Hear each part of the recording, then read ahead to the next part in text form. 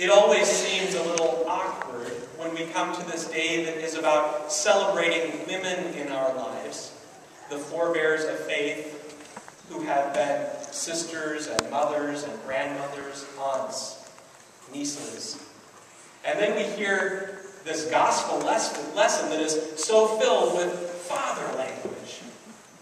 And I think it's good for us at times to again expand that sense of metaphor, that sense of wonder and understanding around God. So as we hear those words, we are invited again into conversation. But beyond the Hallmark cards and the stories of women and of mothers, I would invite us to come into this place today to think about another profound relationship. For you see, in this gospel text, Jesus invites us to hear anew this word of friendship, of deep companionship. And the Gospel of John is filled with opportunities for us to look back in time. To hear not only what is happening in Jesus' day and age, but to go back to the beginning, to Genesis.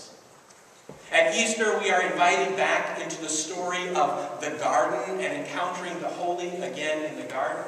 And here at this place, leading up to Jesus' death, we are invited again into a deep conversation around what it means to have friendship or companionship. Now, if we go back to this mythic beginning in which it all started, there was this Holy One who created, holy imagination at work, light and darkness, water and land, seas, trees. And then there was this placement of animals and birds and fishes. And then a person. A person. But as the one mythic story tells us, this person was alone. Without friendship. Without companionship. So ultimately, the Holy One creates, forms, brings together another, that the two might know intimacy and connection.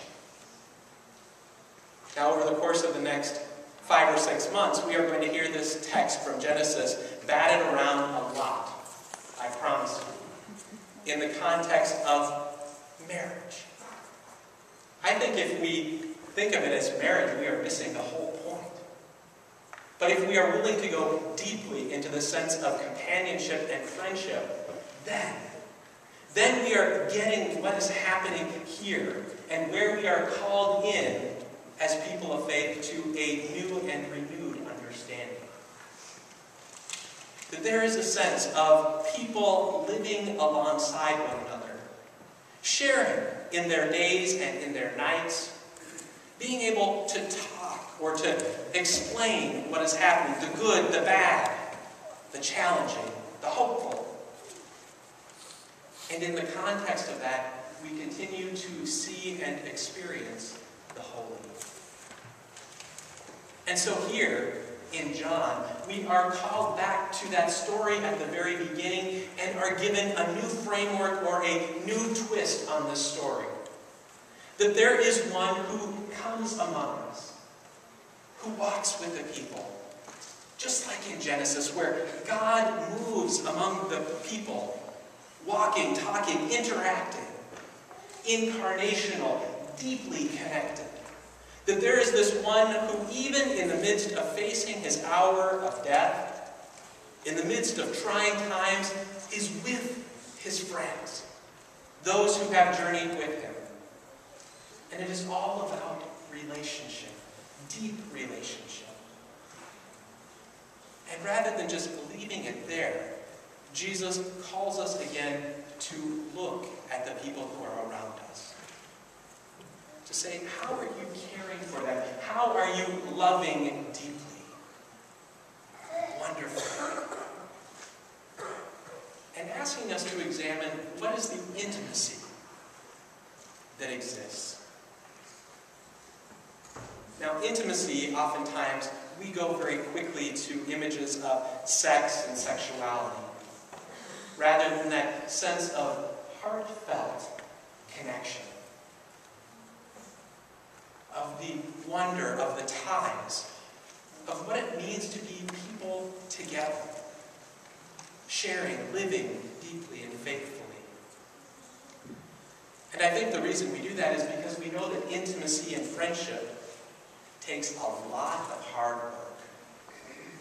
And it's easier to gloss over rather than to go fully into what it means. What happens when you have someone where you're not agreeing or seeing eye to eye on something, and you have to talk through it or hammer it out?